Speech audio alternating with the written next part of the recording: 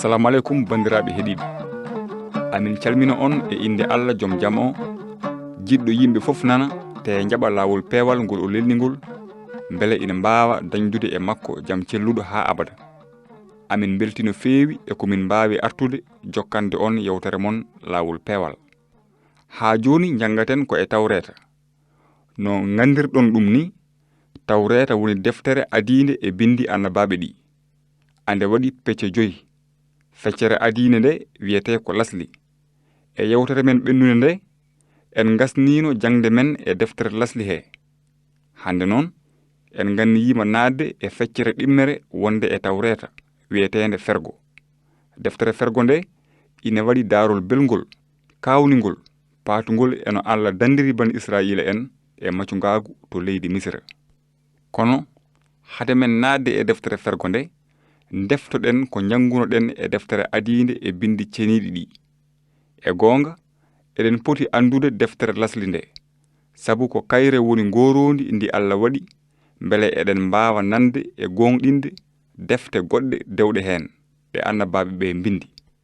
Beele oɗon ciftora aya gadiɗo e deftere lasli nde, jangiten ɗum. O wi, e fuɗɗode Allah tagi asaman e leydi. Ɗum ko haala hewka mana. E fuɗɗode Allah tawi hay hunde wodano, ko goto tan wurno, ko on woni Allah. Hono noon en jiino e saha jaajɗo ko adi Allah ina taga neɗɗo, no Allah tagirno ujunnaje e ujunnaje malaikaji beele ina ndewamo ɗi mawnina inde makko. Ina wadno malaika goto ɓurɗo heddiɓe ɓe fof mbaadi e ƴojre. On wiyeteno ko Lucifer, ko kanko wonno mawɗo malaikaji ɗi. Kono bindi ɗi kalani en wonde waɗino ñalawma goto, Lucifer woni e wasade, huti Allah e ɓernde mum. Lucifer wondude e malaikaji goɗɗi kewɗi ngoni e fewjude no poldi Allah. Kono hay goto wawa folde Allah, te Allah wawa wondude e caliɗo kalfande mum. E dow ɗum Allah riiwi Lucifer e malaikaji mum bonɗi ɗi, te inde Lucifer wayli wonti seytane, ko firtata caliɗo Allah. Caggal nde Allah riiwi seytane e malaikaji mum, o taganiɓe jeygol ngol ñifata. Bindi ɗi kaali mbi, ñana ñalawma ñawore ma Allah nannu seytane e kala dewɗo ɗum jeygol. Caggal ɗum en jiino no jomiraɗo o tagirno asaman, leydi, geej e ko woni e mumen fof. Allah waɗirno ɗum fof ko sabu neɗɗo mo jogorno tagde o. Ko neɗɗo ɓuri hewde mana e kala ko Allah tagi, sabu o tagira ko e mbaadi Allah. Allah jinno ko jokkodirde e neɗɗo jokkere welde, ko ɗum waɗi mo lowde ruuhu e neɗɗo. O rokki ɗum hakkille beele ina wawa andude Allah. O rokki ɗum ɓernde beele ina wawa yidde Allah. O rokki ɗum sago beele ina wawa suɓade ɗoftade Allah walla ala. Hono noon en jiino no Allah ƴewtidirino neɗɗo beele hollirde to ɓernde neɗɗo tolni. Ko ɗum waɗi ñande Allah tagi Adama, rentini ɗum wi, aɗa wawi ñamde e leɗɗe ngesa ba fof, so wona lekki gandal moƴƴere e bonande ki. Woto ñaam e makki, sabu nde ñamɗa hen fof a mayat, manam a sertat e am ha abada. Kono en jiino no taniraɓe men Adama e Hawa cuɓorino rewde seytane, ɓe ñaami e lekki ki Allah hannoɓe ki. Ko fati e ɗum, konngol Allah ngol wi, bakkat ko e neɗɗo goto rewi naati aduna, addori maayde. Maayde reɓi e yimɓe fof, ngati yimɓe fof mbakkudini. E ko laaɓi, kala ko tungu fooɗi ma artir e teppere joomum. Ko bakkat Adama o waɗi en wonde bakkudinoɓe enen fof, te alay sago maayen, Allah ñaawa en enen fof. Hono noon en jangino no Allah riwirno Adama e Hawa, yaltini ɗumen ngesa Eden ba, sabu bakkat mumen o. Kono hade makko riwdeɓe, Allah hollirino no anniyiri nelde e aduna he dandowo, beele ina danda bani Adama e doole seytane e jobdi bakkat. Allah e yidde mum nde jogino, dañanino bakkodinoɓe ɓe feere. Feere makko ko jippinde neɗɗo mo ala ella, mo ronani bakkat Adama o, beele ina rufa ƴiƴam mum wona jobdi bakkat bani adama en. E dow ɗum Allah hollirino no wawirta yaforade bakkatuji yimɓe tawa ha joni woni ko e peewal mum. E gonga fodore nde Allah wanno fatunde e dandowo o ko welde no fewi. Hono non en jiino finde nde Allah waɗi sabu nden fodore welde nde o wari kullon o waɗani Adama e Hawa wutte nguru mbele ina cuuɗa gacce mumen. Ko e ɗum Allah holliri Adama e Hawa e wonde jobdi bakkat ko mayde te so ƴiƴam rufani yafuya wodani.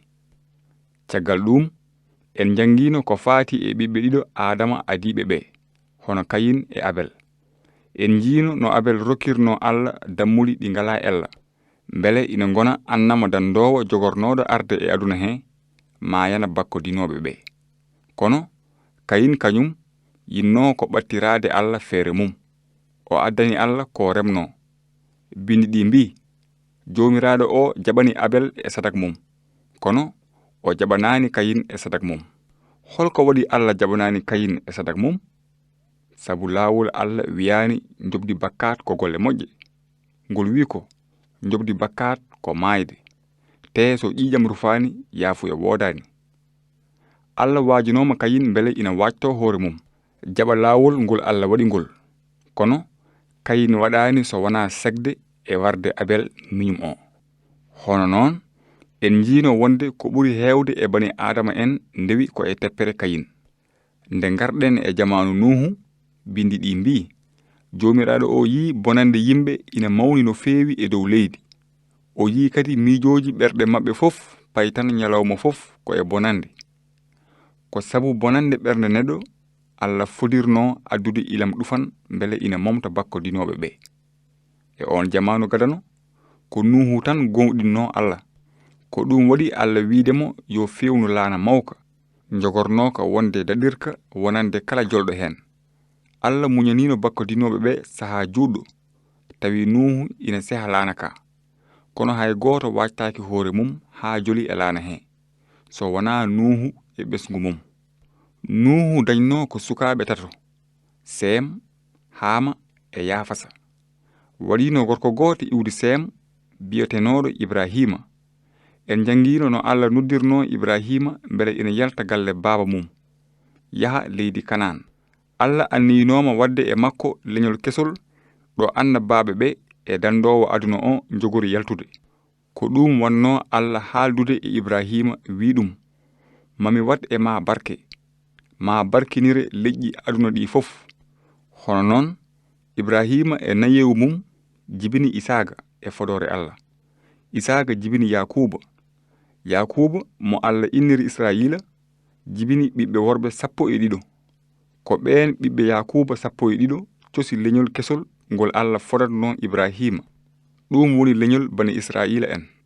E jewte men tati ɓennuɗe en kaalino darol kawningol paatugol e ɓiɓɓe Yakuba ha tengti e Yusufa mo ganduɗa ko kañum wonno ɓiɗɗo 11 mawniraɓe Yusufa ɓe jiɗano Yusufa kono Allah waɗi e makko barke. To sakketiɗo ko kanko halfi leydi Misra fof. Nde ɗum ɓenni heege fuɗɗi e leydi Misra wondude e leydi Kanan ndi fof. Jiggore wonti hunde musde. Yakuba e ɓiɓɓe mum ngalano ko ñaami. Nde Yakuba nani gawri nana Misra neli toon ɓiɓɓe mum. En jiino no Yusufa yiitondirno e mawniraɓe mum yaafi ɗumen noddi ba mum wondude e bandiraɓe mum fof yo eggu ngara ciñta leydi Misra. Ko ɗum waɗi en jiino e wattande deftere lasli nde wonde bani Israila en eggi leydi Kanan ndi Allah fodatno Ibrahima ndi ɓe koɗoyi leydi Misra. Kono ɗum fof waɗiri ko mbele timminde ko Allah wino Ibrahima gila ko ɓooyi. Yanane ma iwdi ma wonoy tumarankeri e leydi janandi halfe hen lepte hen ha wona duuɓi 400. Kono mami faw e dowla kalfuɗoɓe o kuugal maɓe jaltumo aɓe gondi e jawdi kewndi. Allah walliti bani Israila en e kala ko hebno ɗumen. Ko waɗi Allah woppudi iwdi Ibrahima koɗoyi leydi Misra haade o fodatnoɓe ko leydi Kanan. Sabu Allah anninoma hollirde polgu mum e bawɗe mum rewna ɗum e ko fotno hebde bani Israila en leydi Misra. Allah anninoma lollinde bani Israila en beele yimɓe fof ina ganda ko Allah woni lamɗo lamɓe joom bawɗe o. Joni noon bandiraɓe, jangen simore adinde e deftere wiyetede fergonde. Bindi ɗi mbi ɓiɓɓe Yakuba biyeteɗo kadi Israila yaadunoɓe e mum Misra, goto hen fof e ɓesgu mum nani: Ruben, Simeon, Lewi, Yuda, Isakar, Sabulon, Benyamin, Dan, Neftali, Gad, Aser. Yimɓe umminoɓe e Yakuba fof gonno ko 70. Tawi Yusufa ɓiyi ko goɗɗo o wonno ko Misra. Yusufa maayi, kañum e mawniraɓe mum e miñum e yimɓe on jamanu fof. Israila en jañi, keewi, aɓe ɓeydo heewde, aɓe ɓeydo alɗude, ɓe kebbini leydi ndi fof. Misra dañi lamɗo goɗɗo mo andano Yusufa. O wi yimɓe makko: ko Israila en goni leñol ɓurgol heewde, ɓurgol alɗude e men.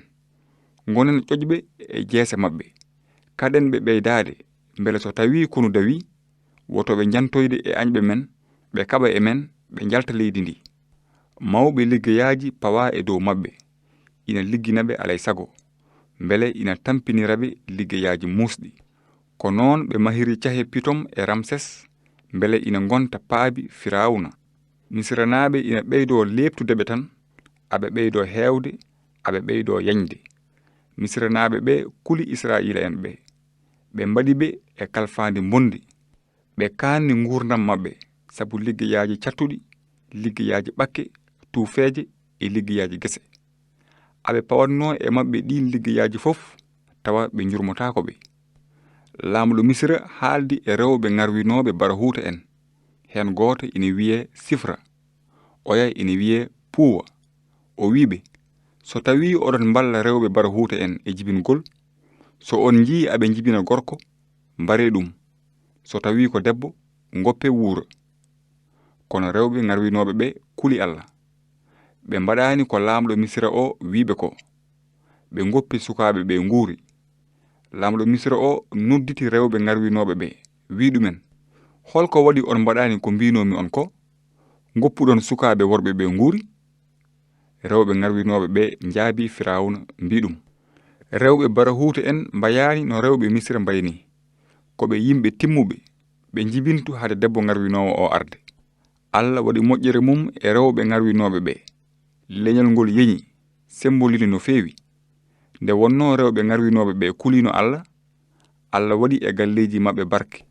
Nden Firawna rokki leñol mum fof yamirore, wi: beddoɗe nder maayo kala cukalel gorel jibinangel, goppon sukaɓe rewɓe jibinaɓe ɓe nguura. Koɗo simore adande e deftere fergonde haaɗi. E yewtere men arore, so Allah jaɓi, ma en naat e daarol gongol ha jiyen no Allah noddiri neɗɗo goto, wi ɗum yo ittu bani Israila en e jungo Firawna. Beele aɗa andi inde o neɗɗo? On ko annabi Musa. Yo moƴƴere Allah won e mon. Te ciftoron ko bindi ceniɗi ɗi mbi ko windano adan ko fof, windirano ko ngam rokkude en hakkille, beele sababu ne muñal e ɓerɗe cembiɗɗe ɗe bindi ɗi gaddani en ɗe, eɗen jogo ɗamawu.